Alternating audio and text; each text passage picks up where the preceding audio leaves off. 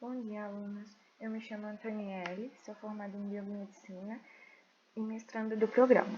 Eu vou ministrar a vocês a primeira aula do módulo Covid, que é Fake News na busca por novos tratamentos, presente no 30º curso de verão do programa de pós-graduação em Fisiologia e Farmacologia. Esta aula tem como título Desvendando a Covid-19 e, em caso de dúvidas, eu deixo a vocês o meu e-mail pessoal para que possam enviá-las. A família Coronavidae é composta por uma ampla gama de vírus que infectam diversos hospedeiros.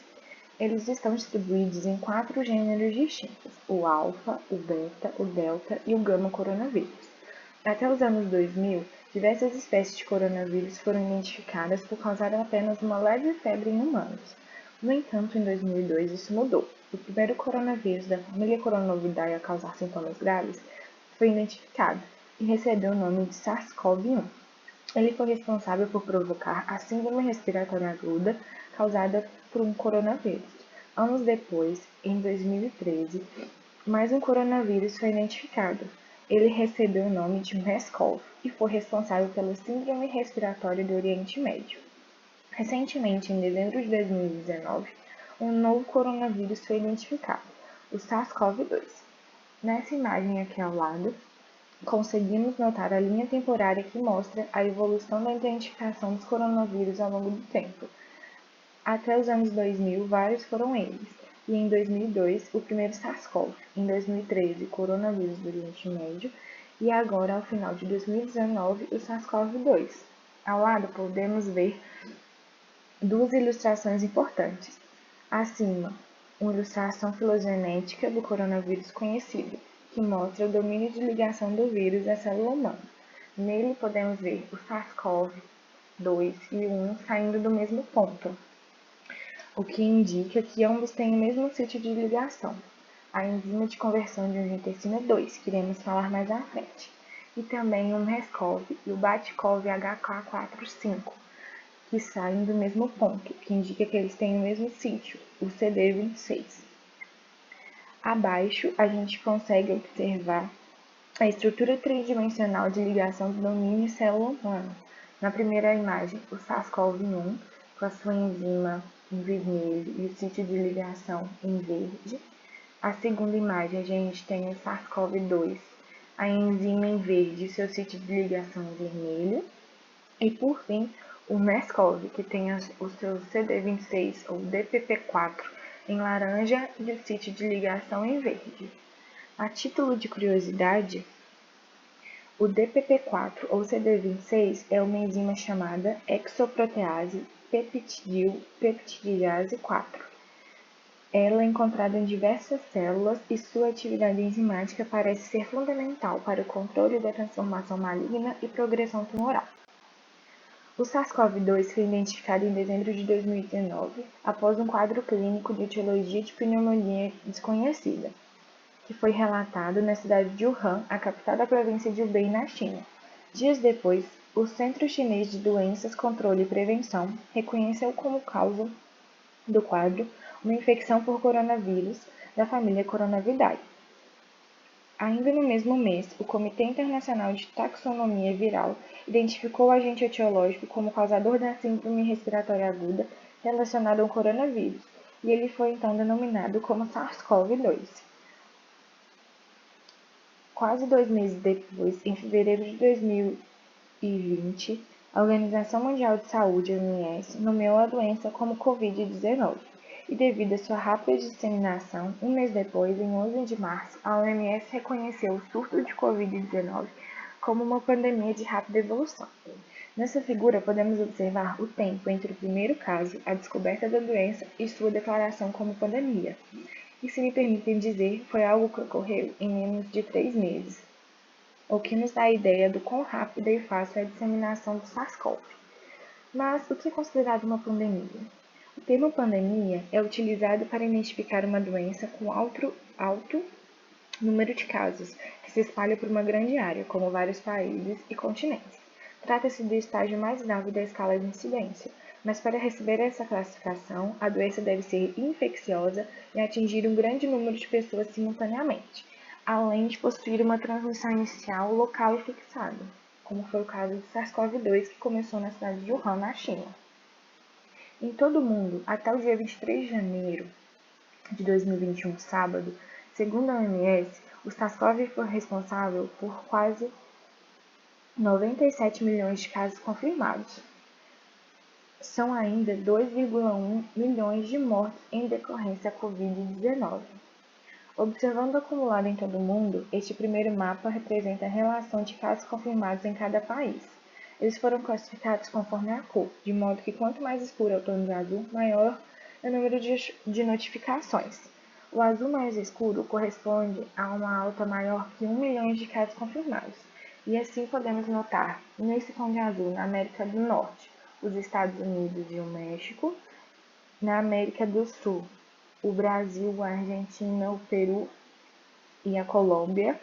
Na Ásia, a gente tem a Rússia, a Índia e os países da Europa, como Reino Unido, Alemanha, Espanha, Itália e França. Assim como no anterior, quanto mais escura a cor, maior o número de casos de morte, no caso, ou seja, o número de mortes confirmadas por Covid-19. Da mesma forma como no anterior, os campeões em casos confirmados também foram os campeões em mortes, com exceção de alguns países da América do Sul, que foi a Argentina, se você observar ele está em azul mais escuro, e aqui não é o laranja mais escuro, e aqui a Colômbia. O Brasil, no entanto, segue como campeão em mortes na América do Sul, com mais de 200 mil óbitos. E por fim, aqui a gente consegue observar a situação dos três campeões. Em cima, em números de casos confirmados e embaixo, o número de mortes. Em primeiro lugar, disparado, é possível observar os Estados Unidos com quase 25 milhões de casos confirmados, e mais de 406 mil mortes. O nosso país encontra-se em uma posição estranha. É o terceiro em casos confirmados, mas o segundo em campeão de morte. A gente tem, em total, quase 8,7 milhões de casos confirmados e quase 215 mil mortes. Entrando mais a fundo nos dados do Brasil, segundo a Secretaria de Saúde, até dia 22 de janeiro de 2001, o Brasil somava mais de 8,7 milhões de casos confirmados, mais de 56 mil novos casos nas últimas 24 horas e mais de 215 mil óbitos e 1.000 óbitos novos diariamente. Aqui é possível observar bem o número de novos casos e o número de novos óbitos. Podemos ver ainda a incidência de novos casos e a incidência de novos óbitos, de modo que quanto mais escura a cor, maior é a incidência. Com os maiores números de novos casos, temos os estados de São Paulo e Minas Gerais, e de novos óbitos, o estado de São Paulo. Separando o nosso país por regiões, é possível ranqueá-los conforme o número de casos e óbitos, e assim temos, em primeiro, a região Sudeste, seguida pelas regiões Nordeste, Sul, Norte e Centro-Oeste. Vou deixar na descrição do vídeo os links para que possam acessar esses dados epidemiológicos. Eles são atualizados diariamente e nos mostram a situação da pandemia a nível mundial e no nosso país. O SARS-CoV é um beta-coronavírus, um vírus pleomórfico e envelopado. Ele é formado por um envelope viral e um capsídeo flexível que comporta o genoma, uma fita de RNA. Seu genoma é muito semelhante ao coronavírus do morcego, onde eles apresentam cerca de 90% de similaridade. Seu envelope é composto por três estruturas diferentes. A proteína E, envelope, que possui caráter estrutural, e duas proteínas que são responsáveis pela infecção. A proteína S, a spike, que atua na infecção se ligando à enzima de conversão de angiotensina 2, a ECA2, e uma glicoproteína de membrana, a TMPRSS2, que atua clivando a proteína S e exibindo seus aminoácidos para que eles possam se ligar à célula. A transmissão do SARS-CoV-2 ocorre por meio de gotículas contato diretos, objetos ou superfícies e aerosóis contaminados. Essa imagem representa bem uma pessoa infectada ao falar, libera no ar gotículas contendo o vírus, que pode infectar diretamente uma pessoa, que ocorre quando uma pessoa saudável entra em contato direto com esse vírus liberado no ar, ou de forma indireta, que ocorre quando o vírus liberado pela pessoa cai sobre superfícies como telefone, mesa ou cadeiras, por exemplo, e uma pessoa saudável entra em contato com esse vírus. A infecção por SARS-CoV-2 pode ocorrer na mucosa nasal ou diretamente no trato respiratório. E ainda, em ambos os casos, ele infecta as células a partir de sua associação da proteína S com a enzima de conversão de angiotensina 2, a ECA2 ou ACE2, e com a cianoprotease transmembrana, que é a TMPRSS2, que atua como correceptor e cliva a proteína spike e expõe seus peptídeos, permitindo a fusão na célula. A ECA2 e a TMPRSS2 são expressas em células epiteliais de diversos tecidos e órgãos, mas são encontradas principalmente nas células alveolares do tipo 2. Nessa imagem podemos ver a infecção em cima na mucosa e embaixo direto no epitélio alveolar, por meio da ligação do SARS-CoV a ECA2 nos pneumócitos do tipo 2, que são as células do epitélio alveolar. A ECA2 é um componente do sistema renina-angiotensina-aldosterona. Nele, ela é responsável pela conversão de angiotensina 2 em angiotensina 1A7, que exerce o efeito contrário à angiotensina 2, ou seja, ela tem um efeito vasodilatador, anti-inflamatório, antifibrinolítico por meio da ligação ao receptor MAS. Uma vez dentro da célula, o SARS-CoV-2, o vírus libera seu RNA no citoplasma. Ocorre então a tradução e replicação do RNA e novos vírus descendentes são liberados da célula por exocitose e são responsáveis pela citopatogênese e desenvolvimento da infecção. Nessa imagem temos em mais detalhes a replicação viral dentro da célula. Esse processo pode ser dividido principalmente em 5 fases distintas. A primeira, a adesão celular, ocorre por meio da infecção, onde o vírus se liga à ECA2 na membrana celular. Em seguida, ocorre a entrada do vírus, que pode ser por endocitose ou fusão à membrana. Já no citoplasma, o vírus passa para a terceira etapa, onde ele sofre desnaturação do seu genoma. Em seguida, ele segue para a próxima fase, onde ribossomos replicam seu RNA e assim cópias do seu RNA e proteínas são geradas. O vírus então é montado e por exocitose sai da célula e pode infectar novas células. Diversos são os tipos de tecidos que expressam a ECA2. Logo, o SARS-CoV pode acometer também outros sistemas além do respiratório. Ele pode afetar o funcionamento de diversos órgãos, como cérebro, coração, a pele, o intestino, o fígado, o pâncreas, os rins e até o sistema vascular, e causar vários sintomas, como tontura, hiperbilirubinemia, miocardite, choque cardiogênico, insuficiência renal aguda, diarreia e vômitos. Os sistemas mais acometidos são o sistema cardiovascular, gastrointestinal, renal, neurológico e neurológico, que serão abordados a seguir. O acometimento do sistema cardíaco se deve ao fato de que os pericílios expressam altos níveis de ACE2, o que os torna um potencial alvo de infecção para o SARS-CoV-2. Os pericílios são células que revestem os vasos sanguíneos e são importantes para a estabilização e suporte desses vasos. No coração, o vírus pode causar disfunção endotelial no capilar e, consequentemente, lesão miocárdica, e a lesão miocárdica está presente em 28% dos pacientes positivos para SARS-CoV-2 e está associada à piora do desfecho em um aumento na taxa de mortalidade de 7 a 11 vezes maior. A etiologia da lesão miocárdica aguda, em resposta à infecção por SARS-CoV, ainda não foi resolvida. No entanto, vários mecanismos são propostos, como indução de miocardite direta pelo SARS-CoV, lesão mediada por citocinas, lesão microvascular cardiopatia relacionada ao estresse ou infarto do miocárdio. Nessa imagem, podemos ver todas essas possibilidades. As citocinas atuando direto no coração ou indiretamente através das coronárias, o dano do endotélio e dos pericitos, indiretamente devido a problemas da microcirculação ou ainda dos cardiomiócitos, que alteram a frequência cardíaca.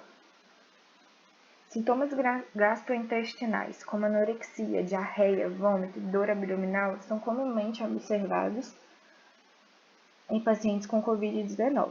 Além disso, o RNA viral já foi detectado em amostras de fezes.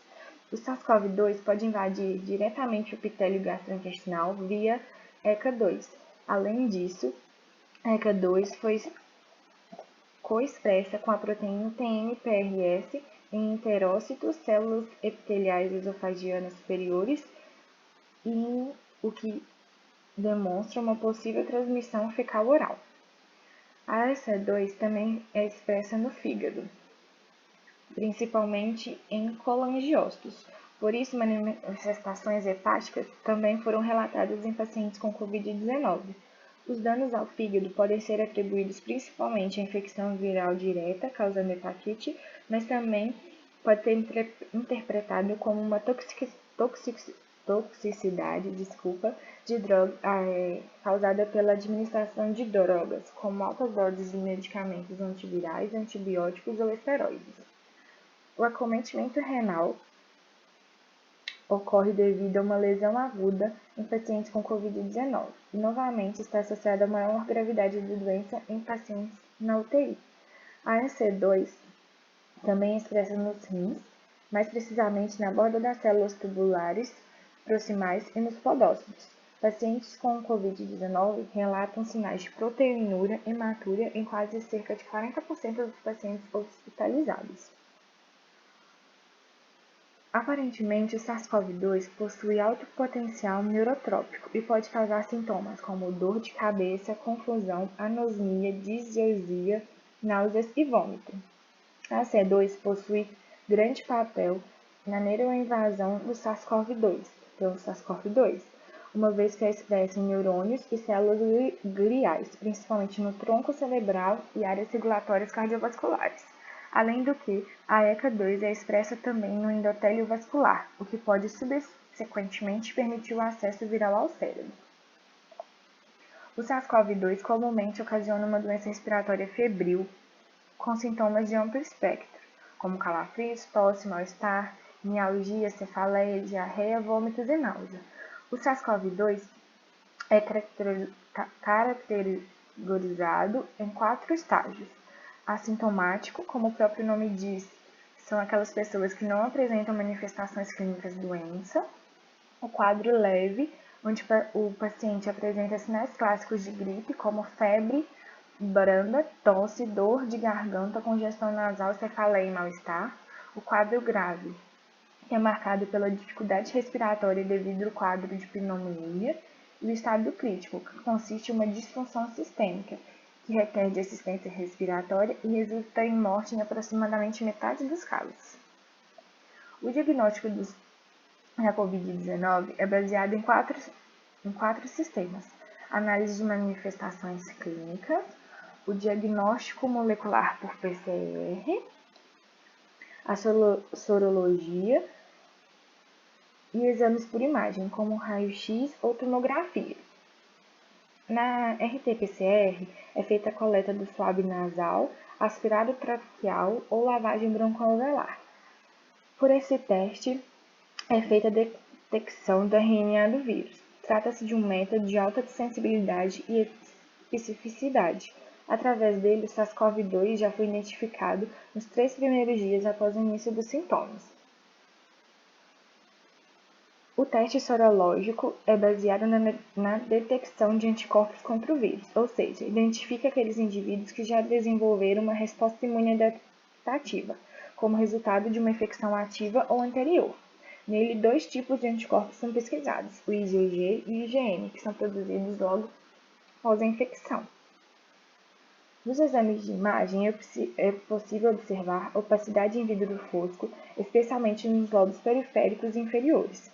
Em pacientes na UTI, é possível ver ainda múltiplas e bilaterais áreas lobulares, de modo que, quanto maior o número de segmentos envolvidos, maior a gravidade da doença. Mas raramente é possível observar ainda efusão pleural, massas, cavitações e linfadenopatias. Nessas imagens é possível observar regiões brancas. Essas regiões são a opacidade em vidro fosco. É possível notar também o maior acometimento em relação ao lado lado esquerdo com o direito, o que mostra que esse paciente tem menos regiões afetadas quando comparado a esse, o que demonstra também que ele tem maior gravidade do quadro. Atualmente, não existem medicamentos específicos aprovados para o tratamento da Covid-19. Com isso, o tratamento fundamenta-se em 3 bases: na gestão clínica, ou seja, no tratamento dos sintomas, na prevenção da insuficiência respiratória e nos cuidados de suporte, com oferta de oxigênio e ventilação mecânica. Uma estratégia que vem sendo utilizada é administrar drogas já aprovadas para outras doenças, que possam atuar tanto na infecção viral, limitando a entrada, ou na replicação viral, ainda na resposta imune, limitando a inflamação ou o aumento da resposta imune inata antiviral. A infecção é transmitida de pessoa para pessoa através do contato com superfícies contaminadas. Segundo um estudo publicado em fevereiro de 2020, a transmissão é possível em aproximadamente 8 dias após o aparecimento de sintomas. O vírus pode persistir em superfícies como metal, vidro e plástico por até 9 dias, mas ele pode ser eliminado em 1 minuto após a desinfecção da superfície com álcool 70 ou hidróxido de sódio a 1%, a famosa água sanitária. É fundamental que todos sigam as recomendações para a prevenção e disseminação da Covid-19. A higiene adequada das mãos e o uso regular de equipamentos de proteção individual sempre que sair de casa ainda são as medidas mais eficazes contra a Covid-19. E não se esqueça, sempre que possível, fique em casa. Obrigada pela atenção de todos. Um ótimo dia para vocês e até a próxima. Não se esqueçam que a próxima aula teórica que será apresentada vai relatar sobre os medicamentos utilizados e também a busca por novos tratamentos. Espero vocês lá.